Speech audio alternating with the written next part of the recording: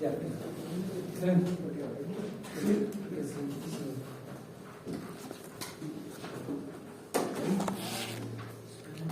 Entonces, vamos a ver. Ya, veamos si funciona. Veamos si funciona. Vamos a hacer el ejercicio. Este primer intento que vamos a hacer, si no nos resulta, seguimos la próxima clase de día 2. Recuerden por favor que estamos en rodaje con el tema de la. Estamos en rodaje con el tema de las cámaras.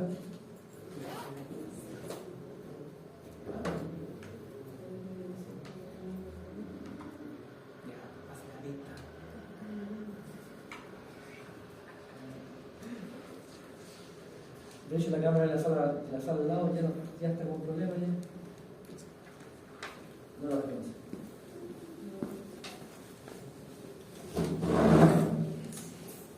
No recuerdo. ¿Ah? Ay.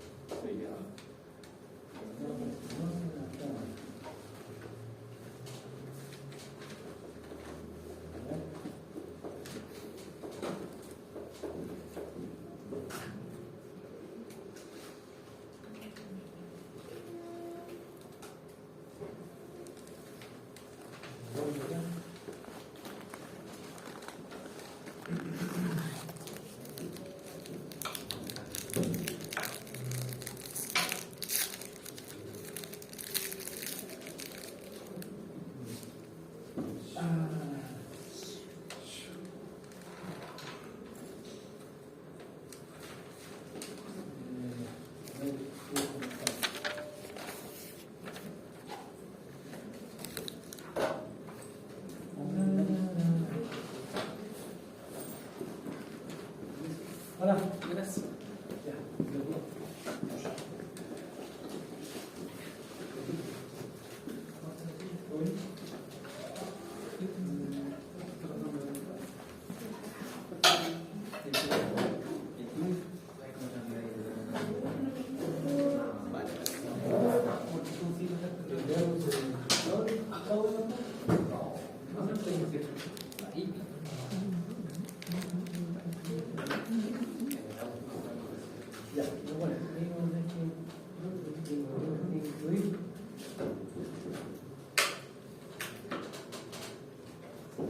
Don Wilson, ¿me escucha?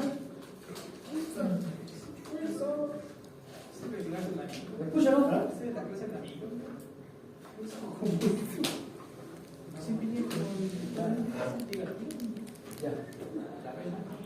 Ya, porque estamos con problemas con la cámara, así que no lo puedo transmitir hoy día.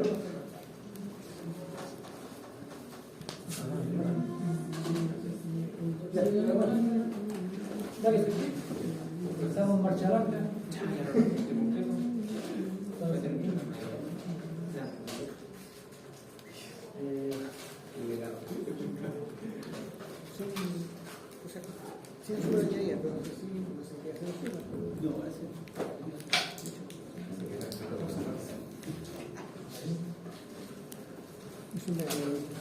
Profe, Ajá. el Wilson dice que escucha bien. ¿Escucha bien? Perfecto.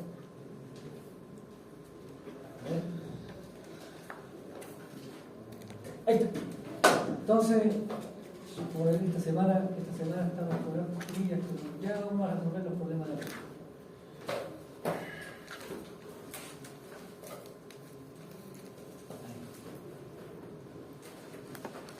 Ahí, ya, vemos.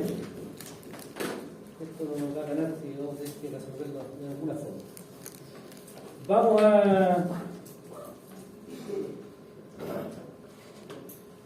a continuar con nuestra temática. Por favor, todos tienen su apunte. Sí.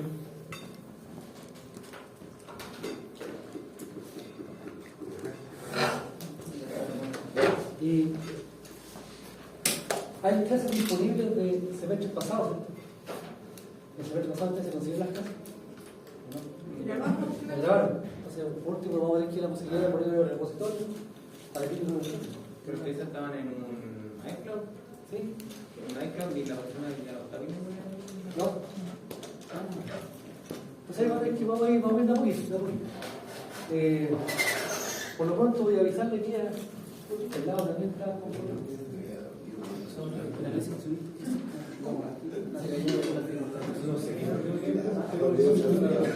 Qué suerte. La carita de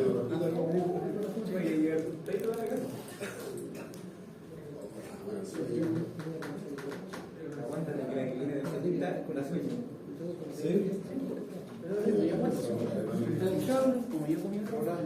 Está el conector puesto, está el pendrive de la cámara, está el control. El control tampoco me lo veo. ¿Ah? No, de ahí,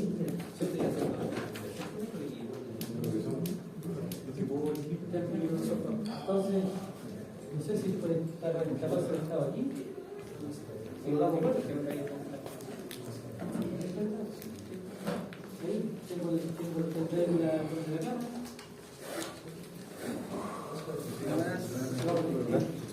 Mira, tenemos un tiempo todavía, se van a Barcelona, pero sería para la mañana, porque yo me acuerdo que se había ¿estaba? Sí, porque estaba bien, pero falla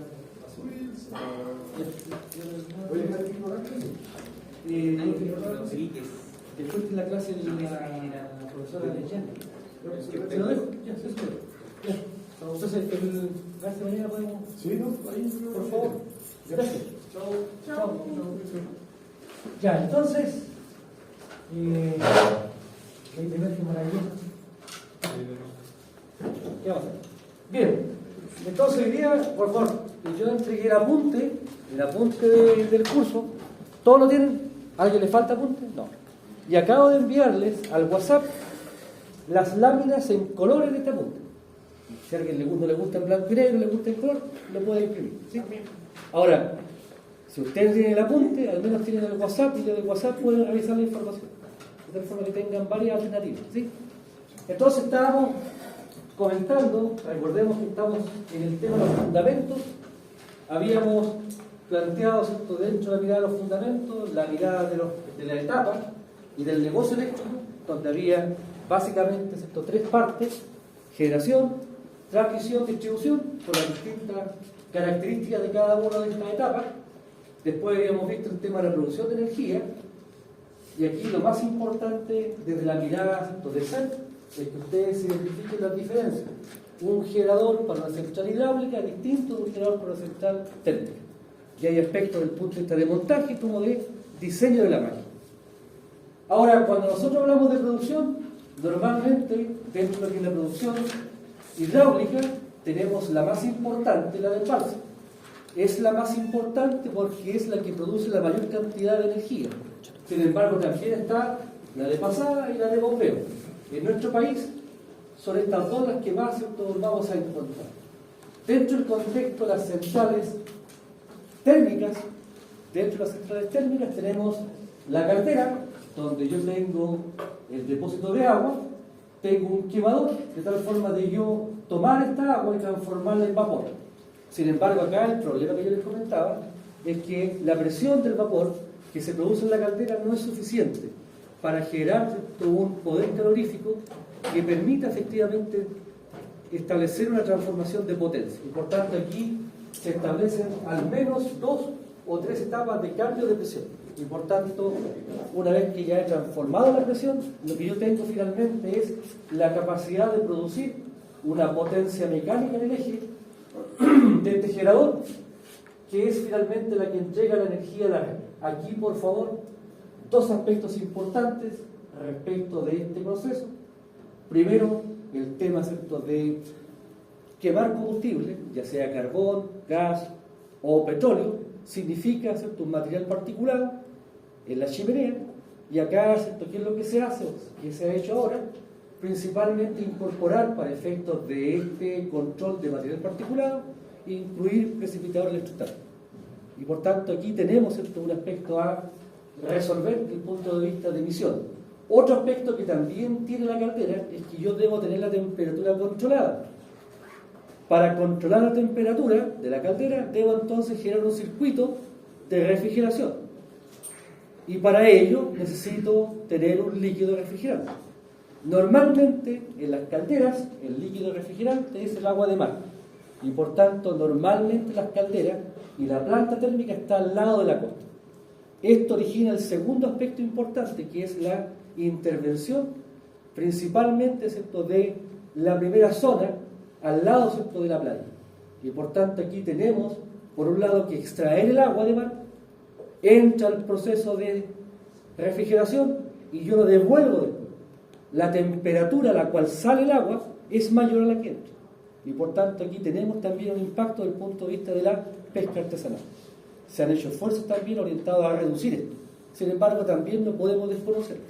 Ahora, este proceso, notemos por favor, si es con combustible fósil, es una planta indeseable. Pero si yo ahora hablo de que voy a quemar material orgánico, ahí hablo de energía verde. Y por tanto, también se establece desde la mirada, ¿cierto?, de la producción de energía, centrales térmicas con caldera, pero donde el combustible que se quema es combustible asociado principalmente a material de desecho del proceso, típicamente, por ejemplo, de la madera. También se puede incorporar ahí, si yo quiero trabajar con la agricultura y tengo, ¿cierto?, una plantación de choco, yo puedo, ¿cierto?, usar la coronta del choco y quemarla, y eso le da un contexto distinto. Y por tanto ahí se habla de energía verde. ¿Está? Ahora, ¿qué otras energías hay? Nuclear. Sabemos, ¿cierto?, que en nuestro país, desafortunadamente, por las condiciones, ¿cierto?, de terremoto, tiende a ser tremendamente riesgoso incursionar en este tema. Sin embargo, nuestros vecinos, Argentina, tiene plantas nucleares, Brasil tiene plantas nucleares, porque ellos no sufren o no están expuestos a esta condición, ¿cierto?, de movimiento, ¿cierto?, telúrico. Después está el tiempo. Pero y Japón también tiene plantas nucleares y también son altamente telúricos, pueden hacer. Ellos no tienen otra opción, no tienen grandes capacidades de energía hidráulica. Ah, pero está la tecnología como para poder adaptar una planta nuclear a un lugar que sea sísmico. No. Es un riesgo. Japón apostó, digamos, a que iba a generar un proyecto de energía nuclear, ¿cierto?, que iba a ser teóricamente estable, robusto y que no iba a estar sujeto, ¿cierto?, por el diseño, aunque hubiese energía, aunque hubiese un movimiento energético de un terremoto. El domo estaba pensado para eso. Lo que no pensaron estos viejos era el tema del tsunami. Lo que originó el problema en Fukushima, ¿se acuerdan del 2010 creo que fue? El problema no fue el temblor, el problema fue el agua de mar, en el tsunami. Entonces, ellos efectivamente han apostado, pero, no sé, aquí hay una percepción. Uno apuesta en función principalmente de cómo quiere diversificar su matriz energética. Y ellos, territorialmente hablando, como su territorio es bastante acotado, una planta nuclear, ¿cierto?, cumplía con las condiciones, poco espacio, aislada, ¿cierto?, y que producía una gran cantidad de energía. Fíjense que Ralco, yo les comentaba, 640 megas. Una central nuclear puede plantearse de partida una chica, 2000 megas. Y una mediana, 6000 megas. Una grande, 8000 megas. Y por tanto, ellos con las plantas nucleares tenían resuelto su tema energético. Desafortunadamente tuvieron esta situación, que insisto, es solamente uno. No hay registro de otra situación excepto lo que ustedes ya conocieron en Ucrania. Pero ahí fue un problema básicamente de mal mantenimiento. ¿Se acuerdan de la planta de Chernobyl? Entonces ahí hubo otro problema, obsolescencia del mantenimiento. No es un problema, ¿cierto?, ni del contexto, ¿cierto?, climático, sino que es una problemática más bien técnica. Ahora, hasta antes del 2010, esto se veía como una posibilidad. Con el terremoto, ¿cierto?, del 2010 se lapidó hasta ahora. Puede que el gobierno que siga, o el gobierno, ¿cierto?, de que aquí a, no sé, 5 años más o 10 años más, cuando ya se pierda la memoria del terremoto, se pueda, ¿cierto?, emerger de nuevas opciones. Ahora, tenemos marea motriz, lo dice mareas. Las mareas, ¿cierto?, en función del efecto de la luna, y ahora dicen que también Marte tiene un efecto sobre el oleaje, sobre las mareas. Tenemos ahí, ¿cierto?, un cambio de posición. Ese oleaje hace que ese movimiento yo lo transforme en energía mecánica a través de un pistón, y esa energía del pistón yo la llevo a esta energía eléctrica. La undimotriz, similar. La diferencia es que la undimotriz lo que usa es el golpe del agua a la costa, y por tanto tenemos también otra posibilidad, ¿cierto?, de producir energía. Estos proyectos en nuestro país todavía son incipientes. No hay todavía una data o un plan de desarrollo estratégico en nuestro país orientado a promocionar eso. De hecho, ¿cierto?, no hay en el mediano plazo ningún proyecto que se quiera implementar en esta línea. Hay varias complicaciones. Yo diría que la mayor complicación tanto de la mareomotriz como de la undimotriz es el impacto medioambiental. Es decir, se genera un gran impacto visual y también, ¿cierto?, relacionado con la pesca artesanal. Y por tanto ahí tenemos una problemática que habría que enfrentar en su momento. Y probablemente los estados hasta ahora no han querido enfrentar eso. Ya suficiente tienen, ¿cierto?, con los problemas que ya existen, ¿cierto?, con la pesca artesanal, para incorporar otro elemento. Donde sí se ha incorporado gran énfasis y promoción es energía eólica, la energía del viento, la energía solar. Y aquí por favor separo solar de fotovoltaica. La fotovoltaica son los paneles. La solar se refiere principalmente a el concentrador solar. Concentrador solar. Y aquí, por favor, yo los invito a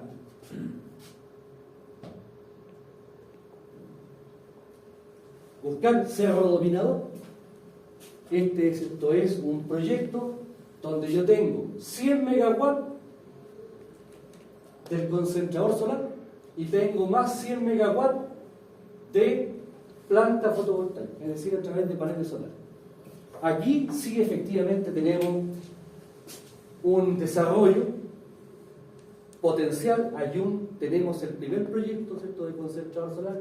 Se espera que este proyecto cree o genere ciertos conocimientos, el know-how para poder implementar proyectos futuros. 100 megawatts es una potencia que no es tan significativa en el contexto de comparación con centrales hidráulicas, pero cierto aporte. El único tema es que tiene que estar en el norte. El concentrador solar no es pensado en la zona central ni en la zona sur. El fotovoltaico, fíjense que el fotovoltaico de a poquito no está llegando, pero esto estaría concentrado principalmente en la zona central y en la zona norte. Ahora, geotérmico. La geotérmica, Cerro Pabellón. Otro proyecto, ¿cierto?, que está al interior de Antofagasta, con una potencia de 50 megawatts. En este caso, lo que se usa, ¿cierto?, es el vapor, disponible, ¿cierto?, en la corteza terrestre.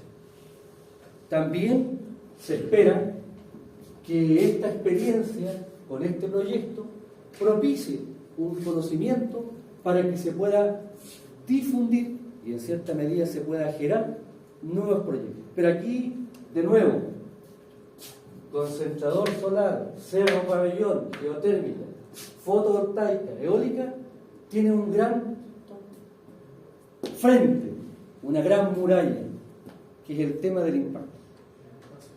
Y aquí, por favor, el impacto medioambiental es un aspecto a considerar. Del punto de vista y consecuencia de todos estos proyectos vinculados a energías renovables que se llaman no convencionales, ¿cierto?, no todo es bello. Hay temas, ¿cierto?, que de una u otra forma se han ido presentando. En Los Ángeles, por ejemplo, hay un tremendo parque eólico y está generando complicaciones, ¿cierto?, con las comunidades. Y por tanto ahí, inevitablemente, si yo tengo que invertir en un proyecto, lo que voy a tratar de hacer es invertir en un proyecto que me genere rentabilidad, pero que también me genere pocos conflictos, ¿cierto?, con el entorno. Y por tanto ahí es donde tenemos, ¿cierto?, nuestra mayor complejidad. Y dicen también, ¿cierto?, es una alternativa. ustedes se van a encontrar con generadores diésel, pero en potencia intermedia. 500 kilos, 1 mega, 1,5 mega. Y por tanto aquí tenemos algunos proyectos vinculados a energía basados en este combustible. Ahora, aquí está la mirada. Cada uno de estos temas daría para un curso. Y por tanto lo que yo les planteo aquí es solamente una mirada de abuelo pájaro. Si a alguno de ustedes les interesa la temática, ¿cierto?, puntual, yo los invito, ¿cierto?, a revisarla, y si hay alguna duda la podemos conversar. Ahora, tenemos en consecuencia producción de energía, tanto desde la mirada hidráulica, desde la mirada térmica y energías renovables. Y es verdad que en este contexto la eólica y la fotovoltaica es la que está incorporando la mayor cantidad de inversión. De hecho, estadísticamente hablando, un egresado de la carrera, si nosotros consideramos la probabilidad de trabajo en el ámbito de energía, más del 50% de los titulados entran en proyectos o eólicos o fotovoltaicos. Porque esto es lo que está en este instante urgiendo. Tratar de levantar potencia instalada. ¿Por qué? Por lo que vamos a ver ahora. Fíjense, tenemos bajo la mirada, ¿cierto?, de la producción un aspecto a destacar: nuestra topografía, nuestra geografía. Nuestro país, aquí he puesto el dibujo, hasta antes del año 2018, 2017 o antes, nuestro país estaba formado por 4 sistemas independientes: el del Norte Grande, el interconectado central, el sistema eléctrico de Aysén y Magallanes. Fíjense que el Norte Grande, la red del Norte Grande, abastecía el 6% de la población. El sistema interconectado central, el 92% de la población.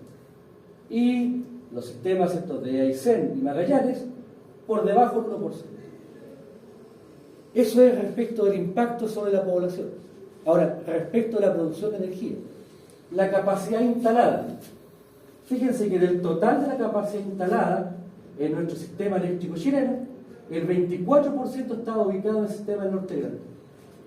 Un 24% donde hay un 6% de población, lo que significa que gran parte de ese bloque de potencia estaba pensado para los grandes proyectos mineros. Después, el sistema interconectado, 75%, y Aysén, tanto Aysén como Magallanes, por debajo del 0,5%. Ahora, tenemos un sistema eléctrico que crece, y aquí, por favor, está la regla de oro para nosotros. Cada 10 años, la demanda de energía eléctrica se duplica.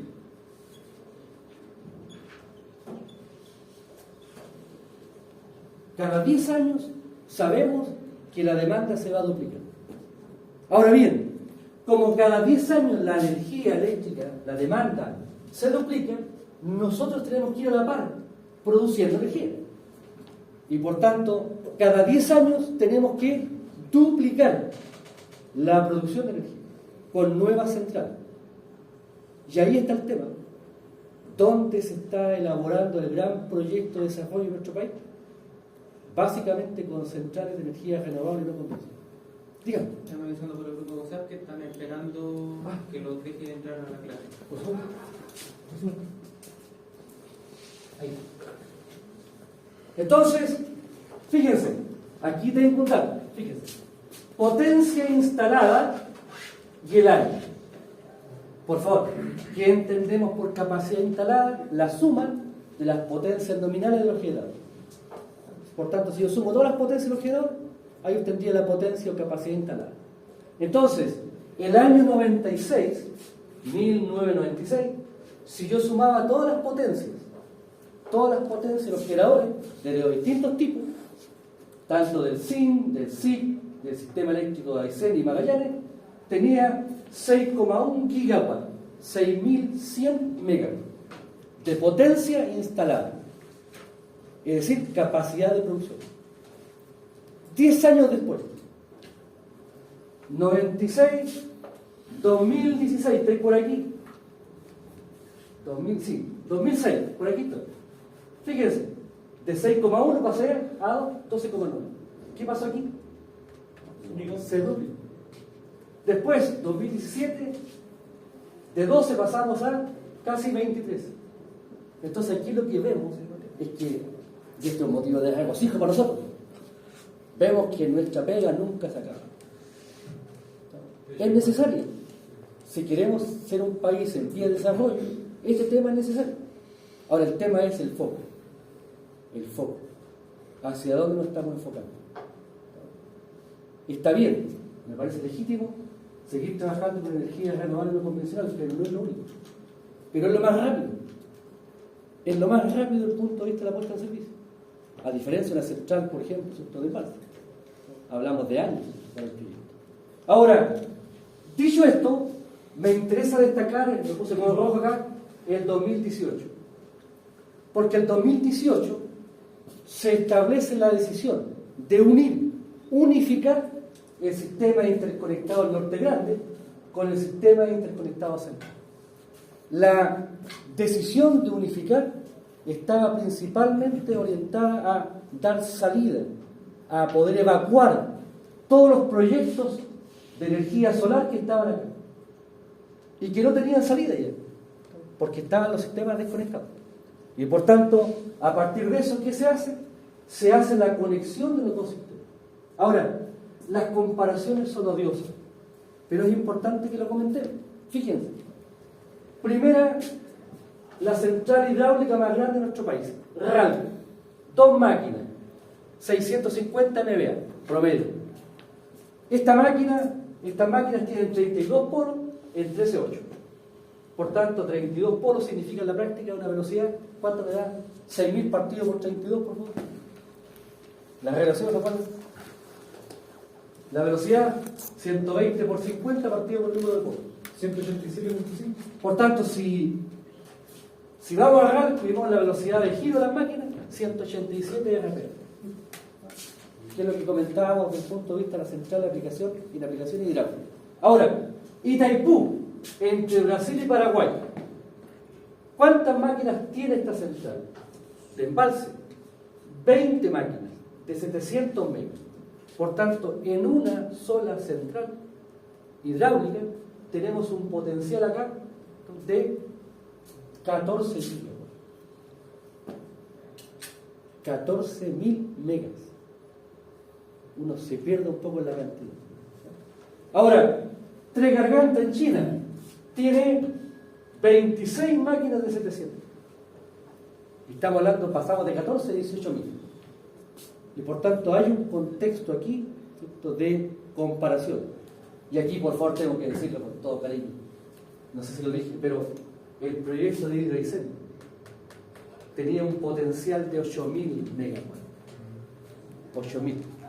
Por tanto, si se hubiese llevado a cabo, probablemente, ¿cierto?, se habría reducido el estrés de estar, ¿cierto?, levantando proyectos y proyectos de una mirada renovable.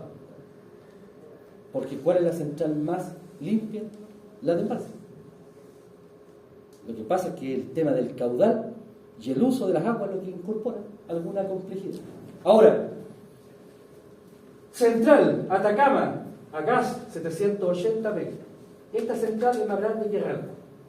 Por tanto, la central más importante de nuestro país, térmica y no hidráulica. Fíjense, Sudáfrica, la central Medupi, produce 4,8 gigawatts, una sola central, a carbón. Y por tanto, tenemos una dispersión de proyectos y de experiencias relacionadas con la producción de energía. Aquí, desde el punto de vista de la mirada, de la potencia, bueno, de aquí estaba trabajando con el sistema independiente, aquí empezamos con el sistema eléctrico nacional, y aquí, por favor, una cosa es la potencia instalada y otra es la demanda máxima. Una cosa es lo que yo soy capaz de producir y otra cosa es lo que me pide el cliente. Y por tanto aquí, para que exista estabilidad y la red eléctrica, el CEP, sea estable, siempre la potencia instalada tiene que ser mayor que la demanda máxima. Si yo le pido a un generador más potencia de la que puede entregar, el viejo toma la peor decisión, se apaga, pierde ese equilibrio. Y por tanto, yo siempre debo estar jugando con instalar producción de energía que me asegure que la potencia instalada sea mayor que la demanda máxima. Ahora bien, ¿cuánto mayor? ¿Cuál es el factor? Normalmente acá el factor es 2. Es decir, yo para tener una red sana debería tener una capacidad instalada que sea el doble de la demanda. Porque claro, aquí yo tengo muchas centrales, pero algunas pueden estar fuera de servicio, otras pueden estar en mantención o en falla. Y por tanto, en ese contexto, lo que quiera, bueno, que está operativo, me debe asegurar continuidad de servicio. Ahora, tenemos en consecuencia que a partir de la potencia instalada, yo puedo saber cuál es la demanda máxima de ese año. Por ejemplo, el año 2020 yo tuve una potencia instalada de 25,8 gigawatts. ¿Cuál entonces fue la demanda estimada de ese año? La mitad, en torno a 12 gigawatts. Y por tanto, nuestro país apunta, nuestro modelo de desarrollo apunta principalmente a buscar esto. Ahora, hubo un año en que no se cumplió esto. El 2013, aquí este factor fue aproximadamente 1,3. En el 2013.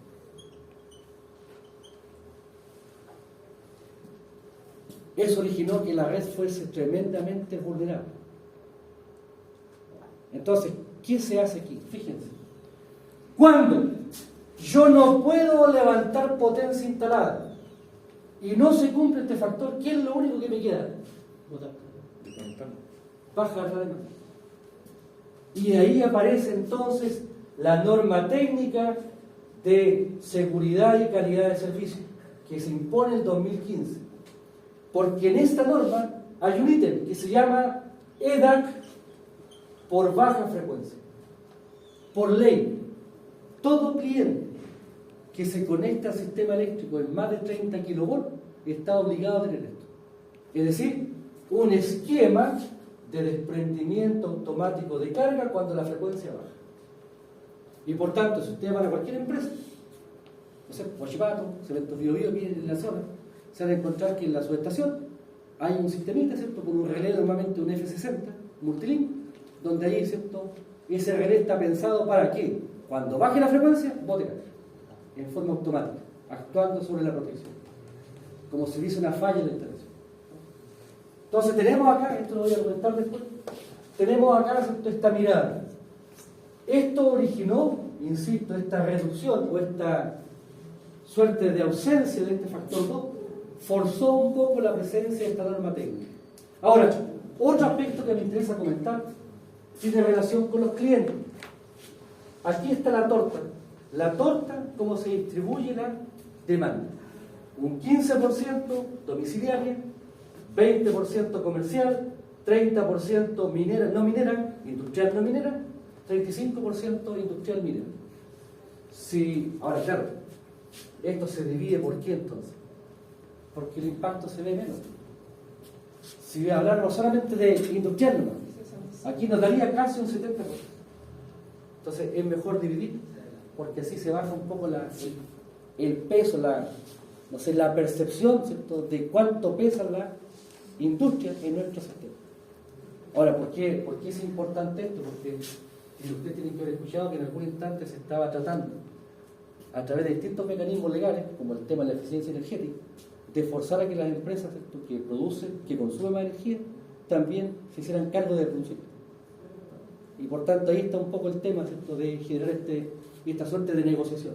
Ahora, aquí regulado o no regulado, 40% regulado, 60% no regulado según el rango de potencia instalada. Y aquí, ¿qué se espera? Se espera ir liberando a los clientes regulados y darles una mayor posibilidad, ¿cierto?, de acceder a esta negociación con la empresa generadora. De hecho, desde la mirada de la generación, aquí ojalá esto sea 0-100. Pero aquí tenemos un nicho. Se espera que de aquí a un par de años más, ese 40 se transforme en un 35 o un 30. Ahora, ¿cómo yo libero eso? Bajando estos 500 kilos. Si bajo de 500 kilos a 250 kilos, abro un tremendo abanico de clientes que podrían, ¿cierto?, comprar directamente con la central. También en el tema de la generadora, en el AES Gener, Colbún Engine, aquí está la participación en el negocio eléctrico. Si yo hago la suma, esto me da casi un 70%. Es decir, yo tengo una concentración del mercado eléctrico en 4 grandes conglomerados. Y lo otro, por el puro morbo, ¿cuántas empresas hay relacionadas con la energía eléctrica? Fíjense, hay aproximadamente 100 empresas de generación, hay aproximadamente 15 empresas de transmisión y hay 35 empresas de distribución. Por tanto, desde nuestra mirada, desde nuestra especialidad, ahí tenemos un campo potencial de trabajo, específicamente las empresas eléctricas. Estamos hablando, por favor, de 150 empresas. Por favor, esto es redondeado. 150 empresas. Esa es la primera opción, si yo quisiera. Si no, me voy a la industria. Y si no, hago el ejercicio profesional a través de mi carnet de clase instalador clase. Es decir, tenemos una gran dispersión de opciones. Y eso hace que en realidad, siempre lo digo, el esfuerzo que están haciendo ustedes de estar aquí, de estar sufriendo muchas veces aquí, postergando familia, dinero y otra gran cantidad de temas que no vamos a entrar en detalle, ese esfuerzo finalmente se ve recompensado. Y por tanto es un motivo de tranquilidad. Sería terrible gastar, desplazar la familia, ¿cierto?, postergar un montón de cosas para que después yo tenga un título que no me permita realizar. Y por tanto en ese contexto eso es lo que a uno le debería dar un poquito más de tranquilidad. Ahora, fíjense, tenemos entonces desde el 2018 en adelante la interconexión del sistema del Norte Grande y el SIC. Y aparece, ¿cierto?, este tramo, que está en el rojo, una línea en 500 kilovolts en corriente alterna de aproximadamente, esto es discutible la cantidad de kilómetros, pero más o menos 600 kilómetros. Ahora, como consecuencia de esta interconexión, fue necesario reforzar también otras líneas, incorporar otras líneas de transmisión. Y aquí, por favor, aparece para nosotros un momento sublime. Línea de transmisión, Quimal, Loaguía. Yo los invito, por favor, a ver esto. Este es un proyecto, pero es el primer proyecto de HVDC. Es la primera línea que transmite no en corriente alterna, sino que en corriente continua. Y por tanto, este es el punto probablemente de partida a una línea de desarrollo que nosotros todavía no habíamos incursionado, que es la transmisión en corriente continua, como lo hacen todos los países desarrollados. Y por tanto, en ese contexto, este proyecto todavía no hay muchos antecedentes de los detalles del proyecto, pero es un proyecto que para nosotros es un motivo de profunda algarabía, digamos, de regocijo, de jolgorio, porque no abre otro campo, el campo de la electrónica de potencia aplicada a la transferencia de energía. Sí, dígame. ¿Cuál es la diferencia? O sea, aparte que también en distintos tipos de corriente, pero ¿cuál es la ganada de transmitir en corriente continua? Un solo conductor por fase. O sea, si tú analizas una línea, si tú ves una línea de alterna, tienes 3 fases, más 2 conductores o 3 conductores por fase. Sí, sí. Hablamos esto de kilómetros, 200, 300 kilómetros, por tanto hay un costo del conductor que es importante. Lo otro es el impacto de la torre. La estructura de la torre en alta tensión y alterna es una torre disruptiva respecto al entorno. No pasa desapercibida. Mientras que la torre de continua es una torre bastante de más bajo perfil. Y por tanto en ese contexto hay un impacto medioambiental bastante menor. Ahora, ¿por qué es importante el impacto medioambiental en ese contexto? Porque una de las razones por las cuales no resultó el proyecto de Hidroicet no era la producción de energía en Hidroicet, era que esa energía se iba a llevar a Santiago. Y la línea de transmisión, en alterna, pasaba por sectores residenciales, parques nacionales, y eso fue lapidando el proyecto por su impacto en el entorno. Si hubiera sido un continuo, quizás habría sido otro resultado. Y lo otro importante es que en ese proyecto, por favor, no había ningún tap-off, ningún arranque. Era una línea exclusiva de Aysén a Santiago. Era una bofetada, digamos, a la diversificación de la cual tanto se habla, ¿cierto?, de darle poder a las regiones. Entonces, aquí tenemos temas técnicos y de costo. Y un aspecto que quizás para nosotros podría ser menor, pero el tema del impacto de la torre tiene una relevancia significativa. Ahora, no sé si le respondo a nosotros.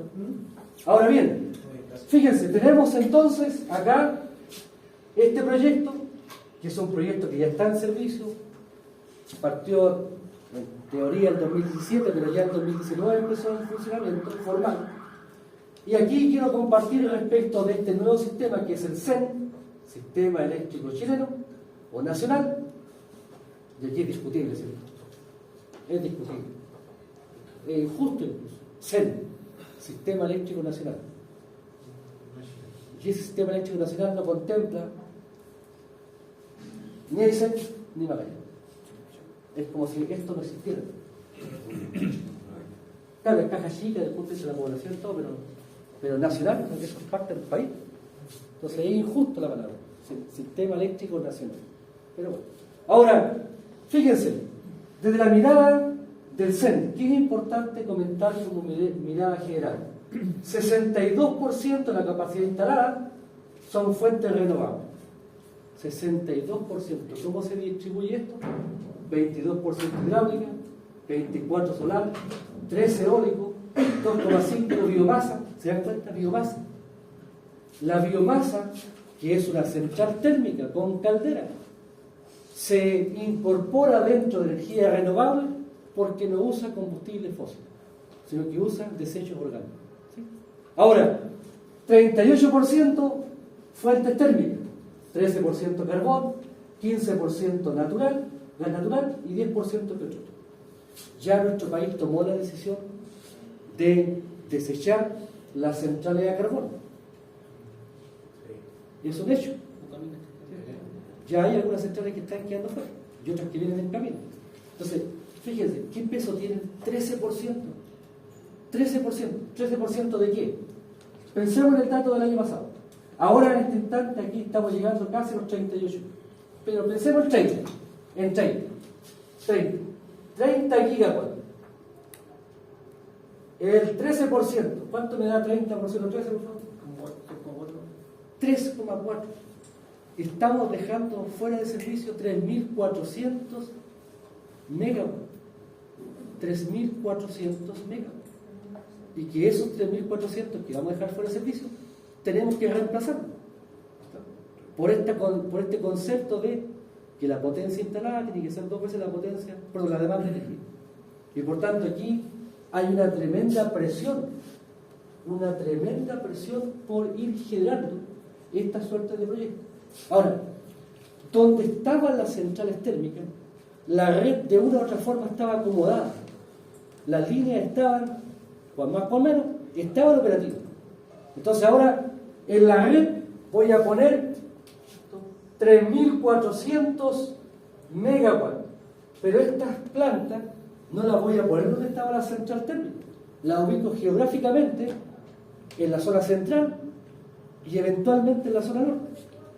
Lo que significa exacerbar la demanda de energía para lo que son la operación de la línea de transmisión. Y por tanto, se está dando ahora que hay zonas geográficas donde yo no tengo disponibilidad de suministro. No porque no haya producción, sino porque no hay líneas que me comuniquen con el cliente. Y por tanto, cuando se habla de factibilidad de suministro, en algunos proyectos, desafortunadamente, las empresas no están dando tanta factibilidad, por ahora. Y por tanto, ¿qué es lo que se prevé? Que en conjunto con esta migración de producción de energía térmica, tendrán que abrir varios proyectos de fortalecimiento de líneas existentes o de nuevas líneas.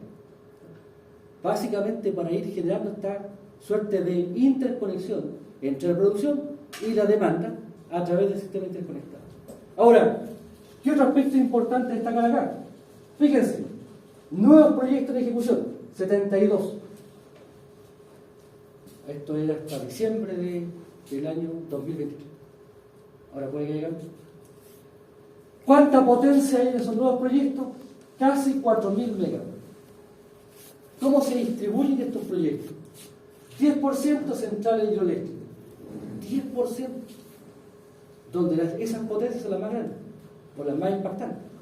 Fíjense, todas son de pasada. 37% centrales eólicas y 53% centrales solares.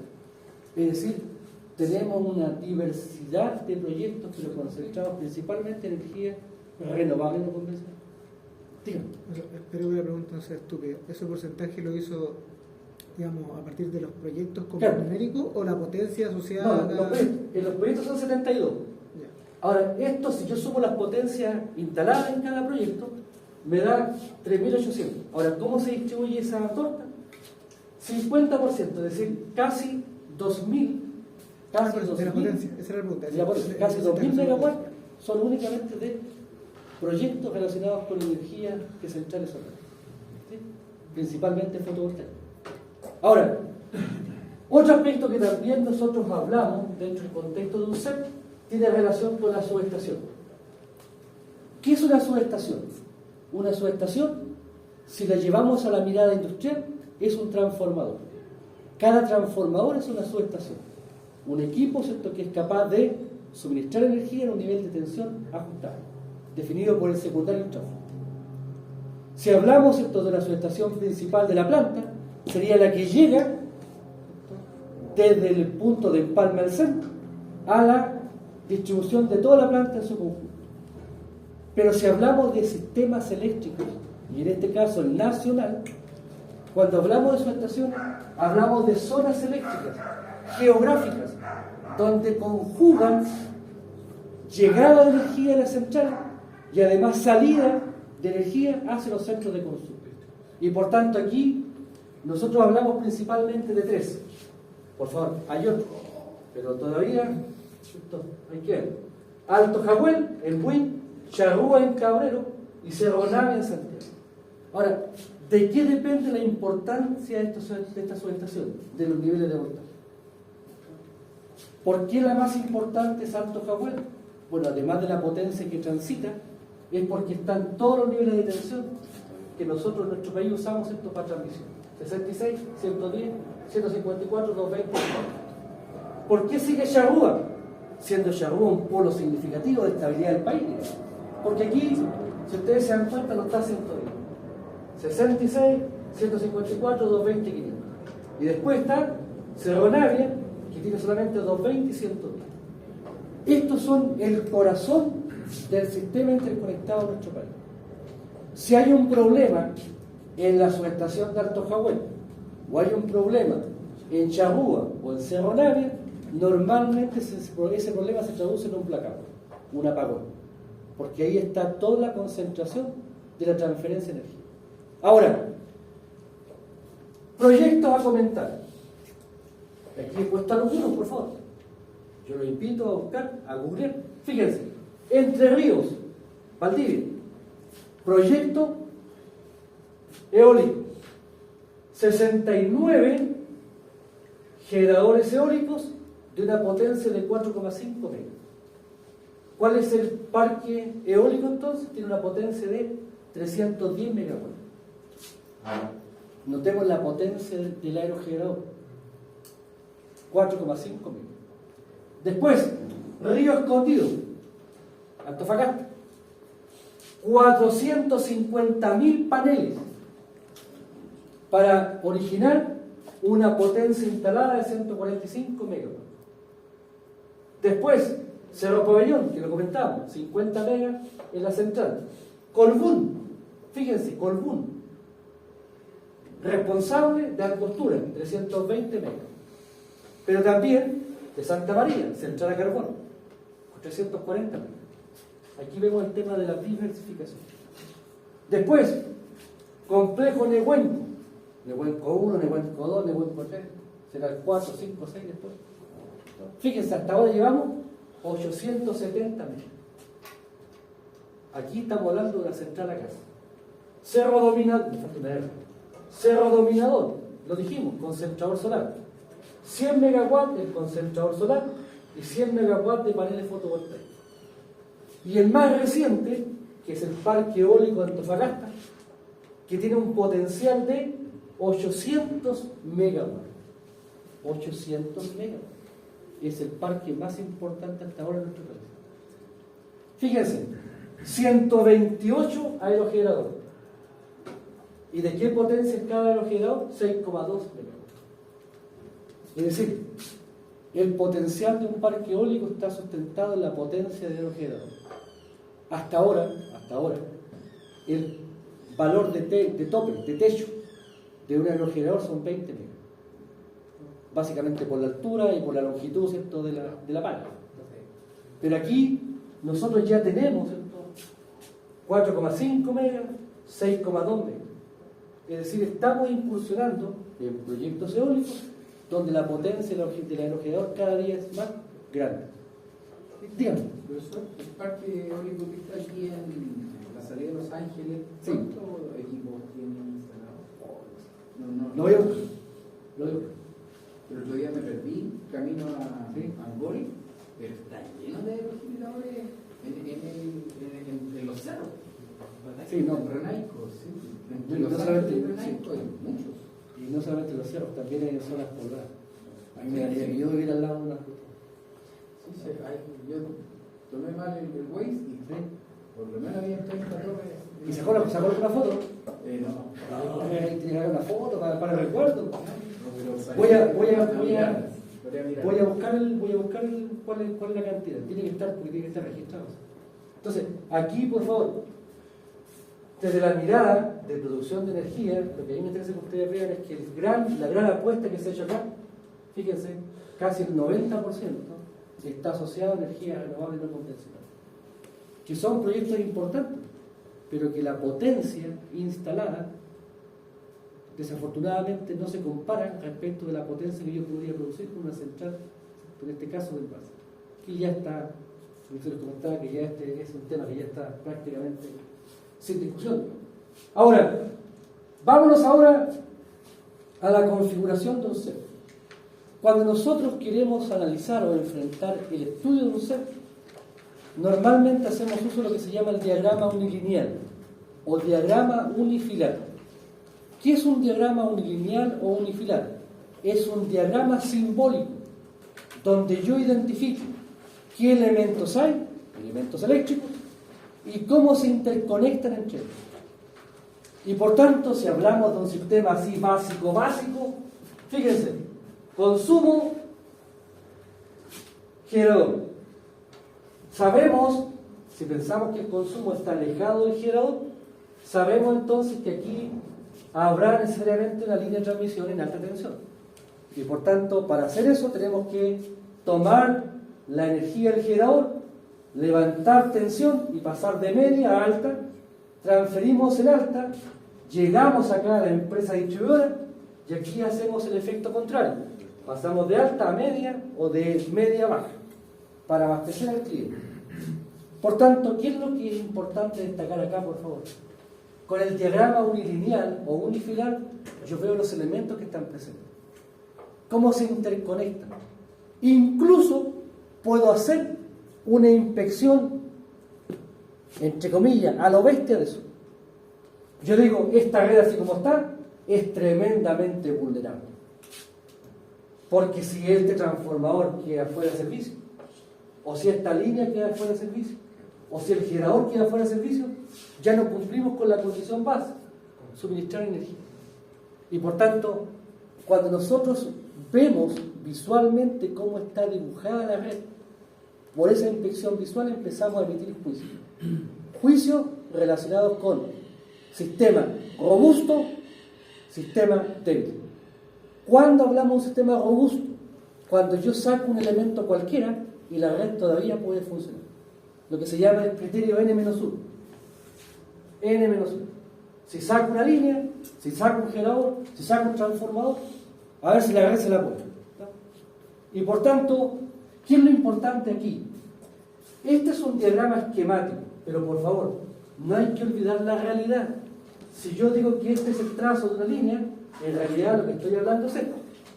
Una línea de transmisión que tiene torres, que tiene conductores por fase y que tiene un aislador. Y por tanto, claro, es mucho más fácil dibujar un trazo así que hacer un dibujo, un croquis así. Es mucho más expedito. Pero lo que a mí me interesa que ustedes nunca olviden es que detrás de ese diagrama simbólico hay un elemento de fuerza, y estructura y equipos. Si yo hablo de un trafo de alta media, aquí tengo el trafo. Fome, ¿cierto?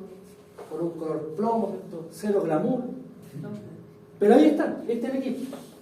Y aquí, por favor, quiero destacar esto. Esta cajita que está aquí al lado. Esta caja que está aquí al lado para nosotros es un motivo de profunda alegría y de tranquilidad. Porque esa caja que está ahí es la resistencia de puesta a tierra. Por tanto, lo que yo tengo ahí es un trafo en el primario en delta y el secundario en estrella.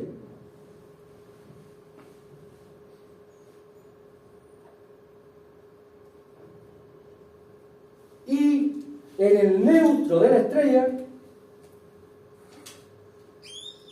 yo instalo esta resistencia de puesta a tierra. ¿Para qué está esa resistencia? Básicamente es una resistencia externa, intencional, que me permite controlar y limitar la magnitud de la corriente de falla. No cualquier falla, falla desequilibrada, monofásica tierra, bifásica tierra. Y por tanto aquí lo que nosotros vamos a encontrar es que no solamente tenemos que hablar del equipo, sino que también de elementos externos complementarios, orientados principalmente a cambiar la respuesta natural de una instalación.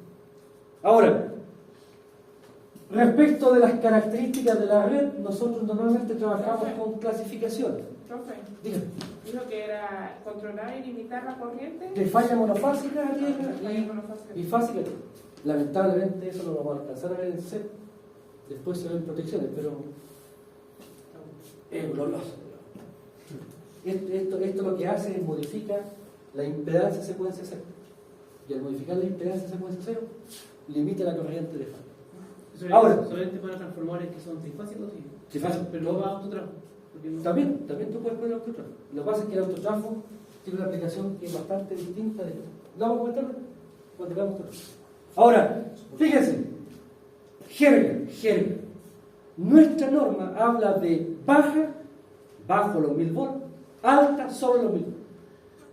Sin embargo, no podemos desconocer que nosotros tenemos una influencia, una marcada, no voy a hablar de dependencia, pero vinculación con la norma americana.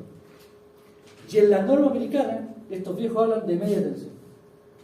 Por tanto, siguiendo un poco esa mirada, es que nosotros hablamos de la baja, de la media y de la alta.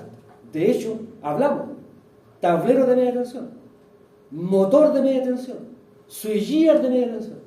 Le ponemos nombre. Ahora, ¿qué se entiende por la media? ¿Qué se entiende por la baja y la alta? Aquí está. La baja, distribución secundaria, 380, 550, 690 volts. 380, clientes domiciliarios, clientes comerciales. Los 550 y 690 son aplicaciones principalmente industriales. En la industria se van a encontrar normalmente en vez de 380, 550, sobre todo en la minería. Y 690 también en el ámbito industrial. Ahora, media tensión, distribución primaria y sistema de subtransmisión. 2,4, 4,16, 6,3, 13,8, 15, 23, 35. Si hablamos de aplicaciones industriales, vamos a encontrarnos con 2,4, 4,16, 6,3, 13,8, 23. Si hablamos de distribución, ahí nos va a encontrar con 13.8, 15 y 35. Y por tanto, el nivel de voltaje va a cambiar un poco en función del propósito de esa instalación. Pero aquí, por favor, lo que me interesa es que entendamos que los voltajes son valores normalizados. También se puede dar, aquí lo puse, en caso excepcional un 13,2 para aplicación industrial. Entonces tenemos media tensión, alta tensión, 66, 110, 154, 220, 315, 400 y 500. En verdad, en nuestro país ya no hay 400. Y 315 solamente en un tramo de una línea en el sistema interconectado del norte grande. Profe, Dígame, la alta tensión llega hasta 500 cables. 500 cables. Hasta ahora no tenemos más. En China hay una de 1000 cables. No lo sé, pero estoy viendo la realidad chilena. No estoy viendo la realidad de nuestro país. Ah, ya. No, aquí seguimos. Si hablamos, por ejemplo, si hablamos de Europa, hay 400 kilos. Si hablamos de Europa, hay 750 kilos. Y si hablamos de Europa, hay también 1000, o sea, 1000 kilovoltios. ¿Está? Ahora, y también, si hablamos de otras latitudes, vamos a encontrarnos con transmisión infrarroente continua, que aquí no la he mencionado. Claro. Una vez que Quimarlo aquí entre en funcionamiento, ahí vamos a tener que entrar a picar y tendré que poner aquí los datos de un HVDC. Y por tanto también tendré que incluir en CEP el estudio de HVDC. Ahora, fíjense, ¿qué es lo importante de la alta tensión? La alta tensión en líneas de transmisión. Esa es la aplicación. Y ahí se establece ciertos criterios. Toda línea de 66 kilos o más tiene que estar soportada en estructuras metálicas. Si tengo una línea en 35, puedo usar poste de hormigón. Si tengo una línea en 23 o en 15, puedo usar hormigón.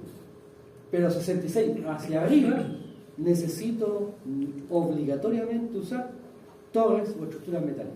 Ahora es verdad que hay subestaciones que se han incorporado dentro de casco urbano, donde ahí la torre no cabe, digamos. Y por tanto ahí se hace puntualmente un poste un poquito más reforzado. Pero que yo siento que en este instante, por favor corríjame si estoy equivocado, solamente alcanza 66. O sea, no hay una línea en 110 o más que esté supeditada, ¿cierto? O soportada a través de un poste de concreto armado. ¿O ustedes conocen alguna acá? ¿No? 66 sí. La CGE, de hecho, tiene varios sectores de nuestra ciudad. De hecho, la CGE, alguien de Chihuahua está acá, ¿no? Chihuahua, hay una subestación en Chihuahua. Y de ahí sale una línea 66 que va hacia Hualqui. Y la hace por el bandejón central. Y no hay torre, porque el bandejón central no da. Entonces ahí tenemos un tema de... Pero aquí, por favor, si yo veo una línea que tiene estructura metálica, a pie junto yo digo que es 66 o más. ¿Cómo puedo saber el valor de la tensión? Por la altura. La altura por un lado, pero yo también podría contar la cantidad de aisladores. Contando los aisladores puedo estimar cuál es la tensión, entre comillas, o el rango de la tensión de la línea. Lo vamos a comentar después. Ahora, ¿qué otro aspecto es importante? Las topologías. ¿Cómo se interconectan las cargas y las fuentes? Y por tanto nosotros tenemos tres topologías. La topología de un sistema interconectado, la topología del anillo y la topología radial. El interconectado son múltiples líneas, múltiples generadores. Hablamos aquí de líneas de transmisión. Por tanto, nuestro sistema eléctrico chileno tiene esta topología, un sistema interconectado donde yo tengo distintas centrales a lo largo del territorio. Ahora, ¿qué vemos acá? Si yo saco cualquier línea o saco un generador, todavía el sistema es capaz de abastecer de energía a las cargas. Y por tanto, en ese contexto, se debe cumplir no incluso el N-1, sino que hasta llegar al N-2, sacar dos elementos. Ahora, sistema en anillo. ¿Qué cosa es esto? Esta es la topología típica de las empresas eléctricas, o debiese ser así. No siempre se cumple. ¿Qué vemos acá? Lo que vemos es que acá la energía entra de las distintas subestaciones, que pueden estar a piso o aéreas, para suministrar de energía a las cargas. Si esta línea queda fuera de servicio, tengo otro camino para alimentar las cargas. Y por tanto es un sistema que tiende a ser bastante más estable, a asegurar una mejor continuidad de servicio o suministro de energía al cliente. Ahora bien, ¿cuál es el problema acá? El problema de esta red es el tema de las protecciones. Porque aquí, para coordinar un sistema que está en anillo, no basta con medición de corriente, también hay que incorporar direccionalidad para asegurarse de que la falla sea despejada correctamente. Ese aspecto lo vamos a comentar el próximo semestre en protección. Y la otra es esta, la radial. Esta topología es de las empresas eléctricas. Toda fábrica, toda empresa productiva, no eléctrica, productiva, toda fábrica o empresa productiva, ya sea minera o no minera, tiene esa topología. Si ustedes se dan cuenta, aquí, ¿cuál es el tema? Si esta línea de 2 queda fuera de servicio, o este transformador queda fuera de servicio, estas dos cargas quedan sin energía. Es más vulnerable, es más sensible, no tengo certeza respecto de continuidad de servicio. ¿Pero por qué se usa? Bueno, basada en la ley del mínimo esfuerzo. Esa red que está ahí es mucho más fácil de proteger. Y por tanto tiene sus ventajas respecto de elegir, por ejemplo, una red que puede ser en anillo. Ahora, acá, ¿qué es importante destacar? Cuando nosotros hablamos de una empresa productiva, o una fábrica industrial, tenemos acá el punto de empalme. ¿Qué es el empalme? Nosotros hablamos del empalme como aquel punto físico por donde entra la energía eléctrica.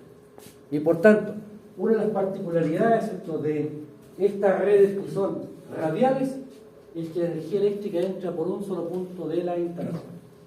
Normalmente a este sector se le llama la subestación principal de la planta, que es la parte de la entrada, digamos, eléctricamente hablando. Ahora bien, aquí, desde la mirada de la planta y la estrategia de la planta, bueno, uno dice ya, voy a instalarme. ¿Qué es lo que yo busco?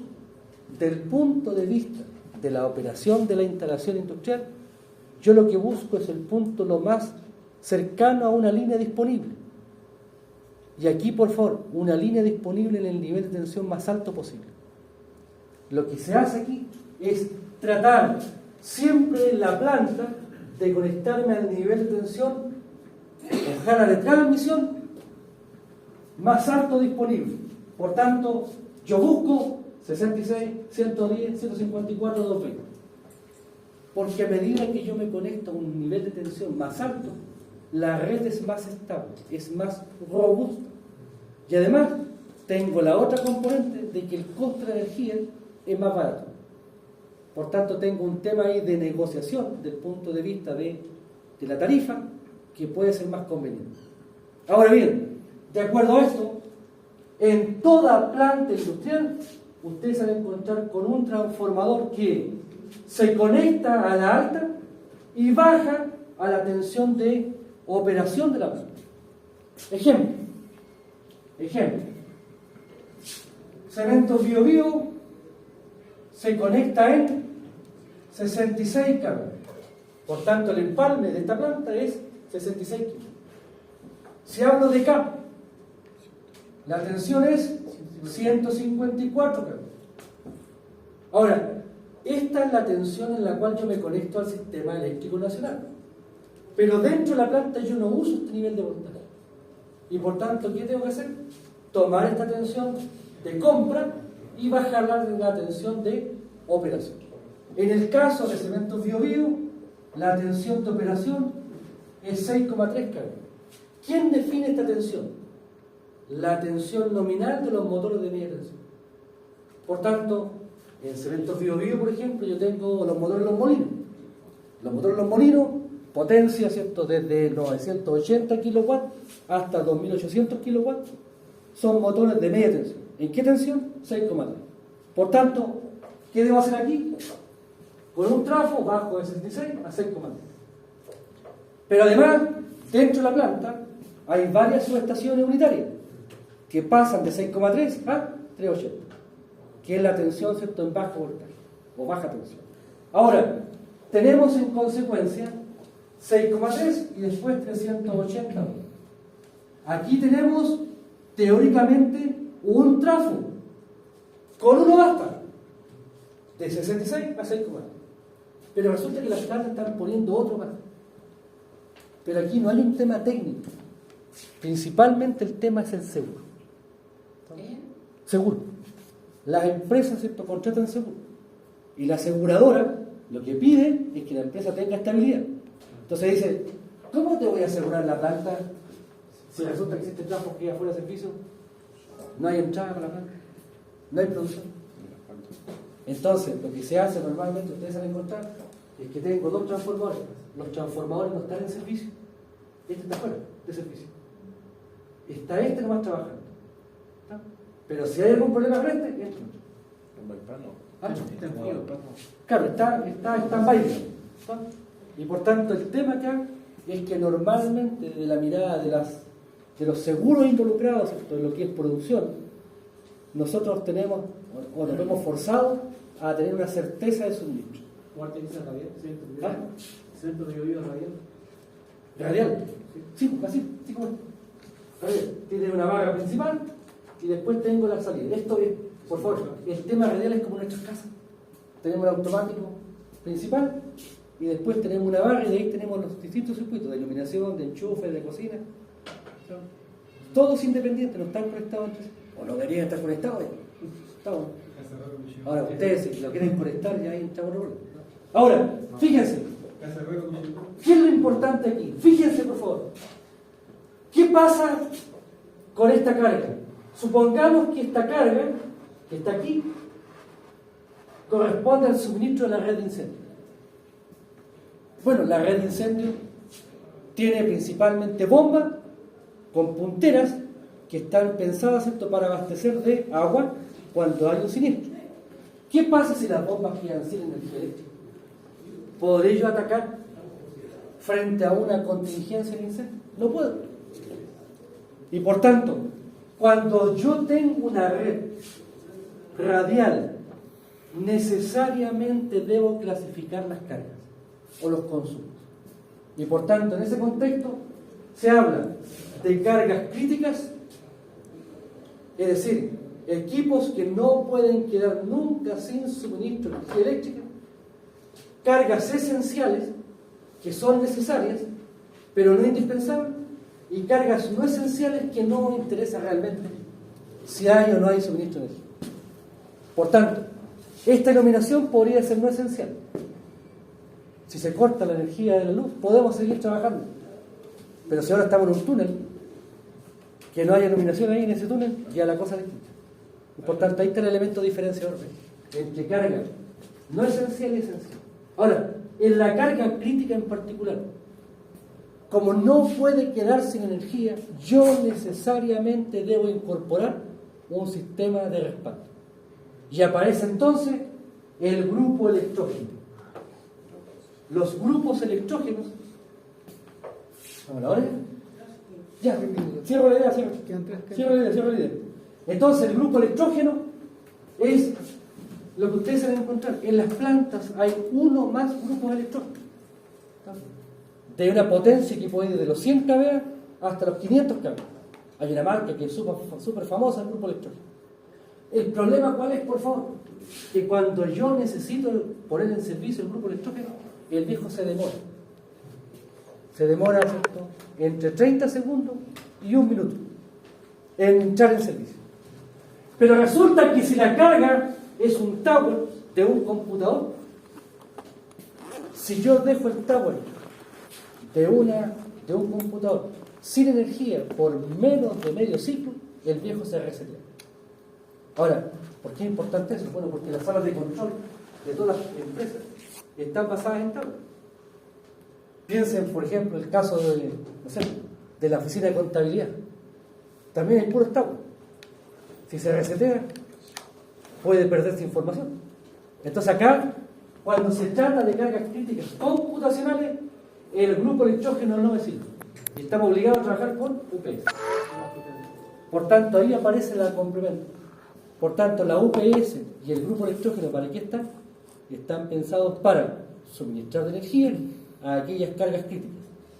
Y por tanto, en ese contexto, siempre vamos a tener en una planta industrial una generación de energía de este tipo, máquina o de electrónica de potencia, básicamente para asegurar continuidad de servicio. ¿Sí? ¿Se entiende? Ya, bueno, lo último para cerrar esta idea. Esto es una ley de vida. A mayor potencia, necesito trabajar con mayor tensión. ¿Para qué? Para controlar la corriente. Y por tanto ahí se establece una correlación entre la potencia del equipo y la tensión necesaria. Un motor de inducción, por ejemplo, a ustedes que les gustan las máquinas, en 380 volts. Si ustedes quieren comprar un motor de inducción Howell en 380 volts, no van a encontrar un motor de más de 300 kilovatios. 330. Si ustedes quieren comprar un motor de 500 kilovatios, si quiero comprar un motor si necesito un motor de 500 kilovatios, entonces ahora ya no son 380, 690. Subo la tensión. Por esta condición. Si necesito un motor de 1 mega, ya 690 no me sirve. Y debo pasar a 416 o 6,2. Y por tanto, la potencia de los equipos va condicionando las tensiones de operación. Y eso es lo que van a ver después cuando ustedes vean esa asignatura gloriosa del proyecto eléctrico. Bien, ¿lo dejamos hasta acá? El sábado tenemos. Ya, el sábado, ya recuerden por favor, la próxima semana, el próximo sábado, ya vamos a estar fijando la fecha de la primera prueba. Normal. Profe, Dígame. justamente cuando se están en las pruebas, calcular como cualquier calcular, o como la calculadora normal. Mientras traigo un no. No, pero por ejemplo las Texas, esas. Sí, no. Ya está, estoy entregado. ¿Cómo eso?